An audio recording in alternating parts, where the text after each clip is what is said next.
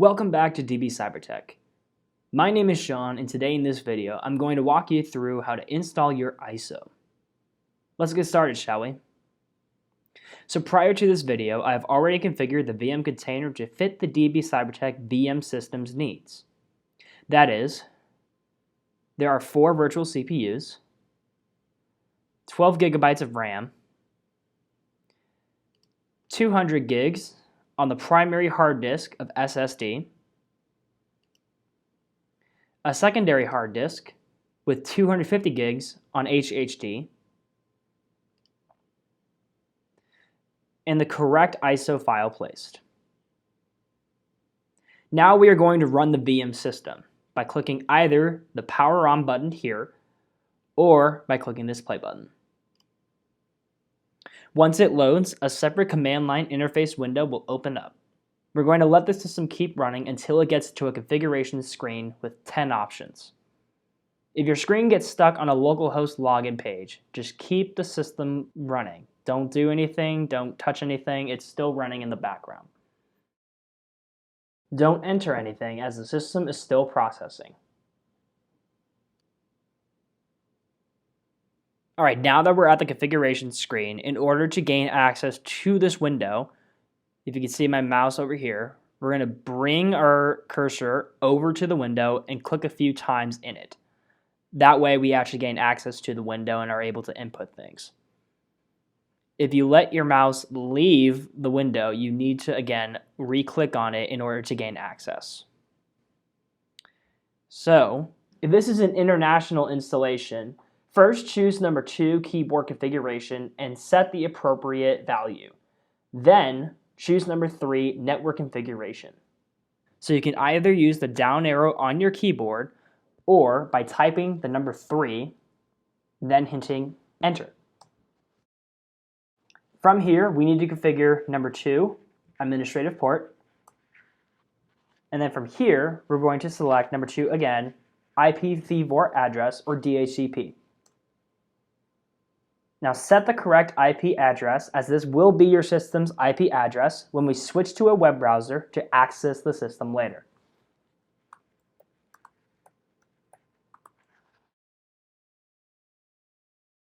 Once entering in the correct IP address, another set of options will appear. From here, we need to set number 3 and number 4, the net mask and gateway. So likewise, set the correct net mask and corresponding gateway.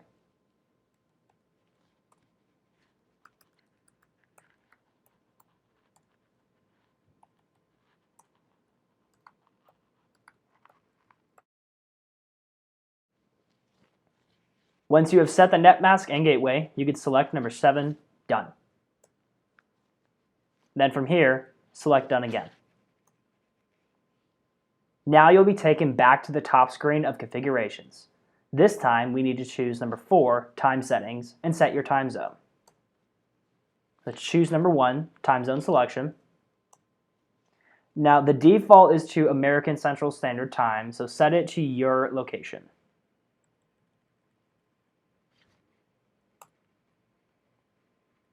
You can set the NTP server address here, but you can also do it later as well. We recommend doing it later because it's easier to set up. So from here, hit Done.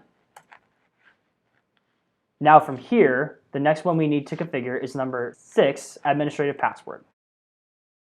Once the system starts running and we will switch over to a web browser to access the system, you'll need to have a password set up to log into the system. When setting this password, the data entry is hidden, so for this example, I'm just going to use MAGIC, M-A-G-I-C.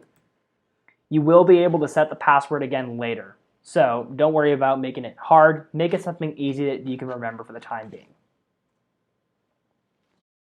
Now, the next configuration we need to make is number 7, Select System Template. For this, we are going to use number 6, VM Medium. Now, once we've set the system template, we can go ahead and let the system install. We're going to let the system run until we get the job done or installation complete line, followed by the system wanting to restart. Once we get to that, we will restart the system. This should take a few minutes to install.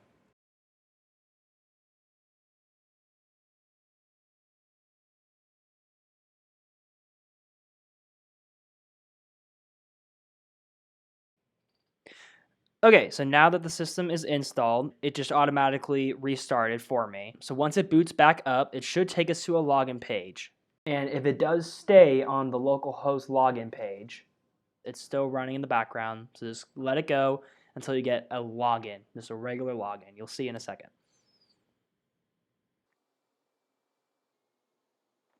All right, this is the login page that we're looking for. So now once you get to this page, go ahead and type admin, hit enter, and then use the password that you set earlier, or magic as I've used for this video. Again, the case is hidden so you won't see as you're typing it in, so make sure to type it in correctly.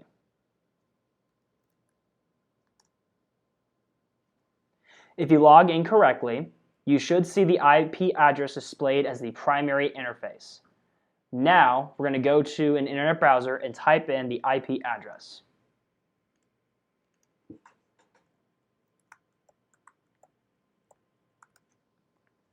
If the installation and configuration were all set properly, you should see the end user license agreement show up.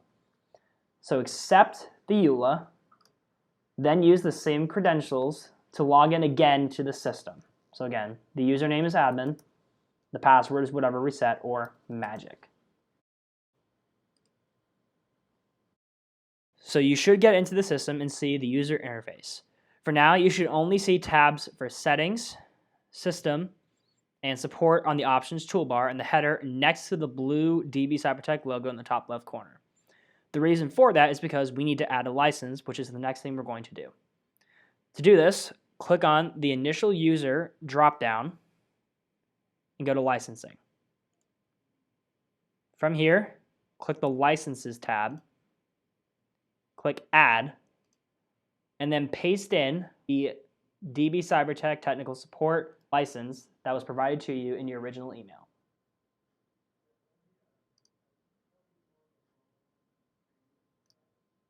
Here's my license. We're going to copy it all. Add it in. Once you add in your license, the system will ask for you to restart. We're going to go ahead and do that.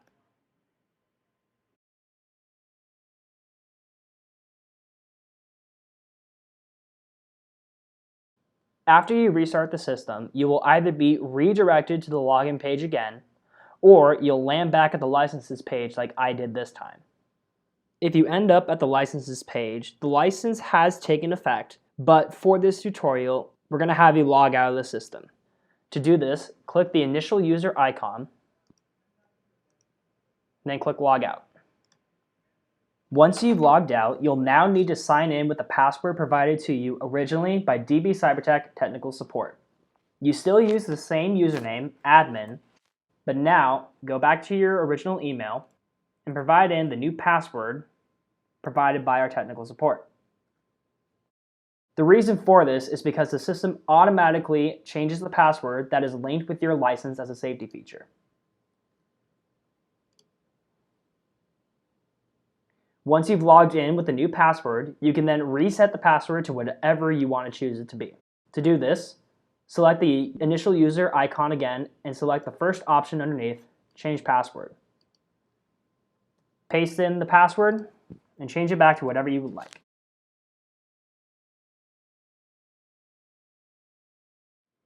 You now have your system set up.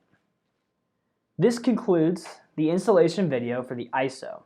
For any further questions you have about setup and installation, please contact DB CyberTech Technical Support at their email, support@dbcybertech.com, or by calling 1-800-375-0592. Again, that's support@dbcybertech.com or 1-800-375-0592. I'm Sean from DB CyberTech. Thanks for watching.